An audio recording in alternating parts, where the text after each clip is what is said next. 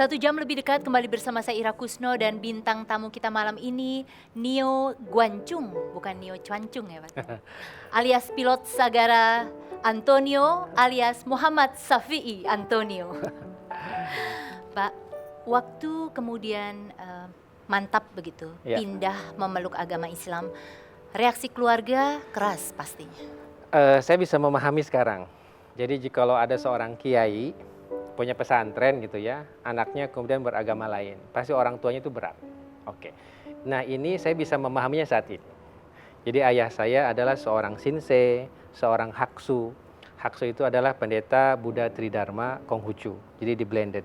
Konghucu, Buddha Tridharma dan Lao Tse. Namanya Tridharma Haksu. Beliau melihat anaknya beda, sementara kan ada orang datang ke tempat dia, ada orang minta petuah dari dia, kemudian anaknya lain. Artinya ini bukan soal kepindahan ke suatu agama, tetapi lebih secara natural, manusiawi begitu ya? Saya memahaminya ayah punya alasan untuk marah. Ayah punya alasan untuk nempeleng atau apapun ya, karena ya dia adalah seorang tokoh masyarakat, kemudian anaknya berbeda. Waktu itu Pak Safi'i sempat sampai diusir dari rumah? Jadi yang lebih tepatnya mungkin karena situasi sudah tidak memungkinkan lagi, saya tahu diri. Saya keluar dari rumah supaya tidak terlalu bersih tegang.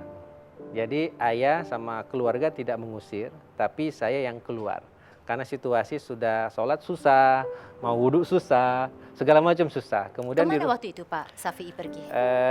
Saya pergi ke Masjid Agung Sukabumi. Di sana ketemu seorang imam, kemudian saya belajar Al-Quran di sana, kemudian mereka membawa saya ke Pondok Pesantren An-Nizam di Selabintana. Nah, di sanalah saya mengkaji ilmu pengetahuan tradisional. Ketika kemudian pergi keluar dari rumah, kemudian dari mana bisa dapat penghasilan untuk hidup? SMA waktu itu ya? Ini pertanyaan yang paling berat, tapi ada lucunya. Saya nanti bisa sharing. Jadi waktu itu ibu memang lain. Ibu walaupun beliau juga berdagang, itu lain dengan keluarga yang lain. Ibu suka masih memberi uang kepada saya walaupun sangat terbatas. Saya masih ingat ibu tuh kadang-kadang ngasih 10.000 sebulan, kadang-kadang 15.000, kadang-kadang cukup, kadang-kadang tidak. Makanya saya memberanikan diri minta beasiswa ke sekolah. Waktu itu saya di SMA 2 dan SMA Muhammadiyah, pindah. Kata saya, Pak Kepala Sekolah, saya minta beasiswa. Kata beliau, tidak ada ceritanya, kata anak yang masuk Islam dapat beasiswa. Tapi kalau kamu juara kelas, saya kasih. Akhirnya saya memaksakan diri 1 semester juara kelas. Alhamdulillah dapat beasiswa waktu itu. Nah, setelah itu agak lumayan settle. Nah, di pondok pesantren, kiai saya itu sering diundang ceramah. Jadi sering diundang ceramah, saya suka bawa kitabnya. Dia cerita tentang itu saya catat. Itu atas permintaan atau memang Pak Safi'i ingin mencatat sendiri karena saya ingin mencatat sendiri. Beliau ceramah lagi, saya catat lagi terus gitu. Akhirnya sebagian isi ceramah dia udah saya kuasain. Nah, satu ketika dari yang di pesantren itu agak susah, istilahnya kita kan suka masak. Masak kan iuran, ada beras, ada teri, ada ikan, ada tahu, tempe, kemudian dimakan bersama. Karena saya tidak iuran, saya kerjanya kalau orang masak saya bantuin masak apinya. Ada yang masak, saya bantuin. Jadi dapat dispensasi untuk tidak ikut sama-sama iuran tapi pas makan ikut bareng gitu loh. Nah, itu dilaluin dengan saya besar hati aja. Walaupun Pak Kiai suruh makan di dapurnya kan. Tapi kan makan di dapur tiap hari juga nggak enak juga. Nah, Allah kasih kesempatan keadaan berbalik. Ketika Pak Kiai diundang, waktu itu tidak bisa, sakit. Ini aja katanya ada anak Cina tuh suruh ngomong, katanya suruh pidato. Ada sesuatu tidak dalam hati Pak Safi'i ketika Pak Ustadz mengatakan, anak Cina itu saja yang kemudian diminta untuk berceramah? Itu saya rasa natural aja. Karena saya yang sering menemani Pak Kiai mungkin dia kenalnya santri yang ini, bukan santri-santri yang lain. Nah, kejadiannya ketika sudah diundang, kita kan kalau ceramah kan harus ikhlas ya. Pak Kiai saya mengatakan kalau ceramah harus makan dulu. Kalau ceramah jangan mengharapkan amplop. Kalau ceramah jangan mengharapkan makan. Jadi makan dulu, bawa uang untuk pulang sehingga jika kalau nggak dikasih kamu nggak mengharapkan apa-apa. Itu saya pegang banget. Tapi ternyata Allah kasih amplop juga gitu. Nah, rupanya amplop Alhamdulillah ya. Akhirnya amplop itu karena ceramahnya cukup sering jadi banyak. Jadi di pondok pesantren tadinya saya yang paling miskin, jadi yang paling kaya.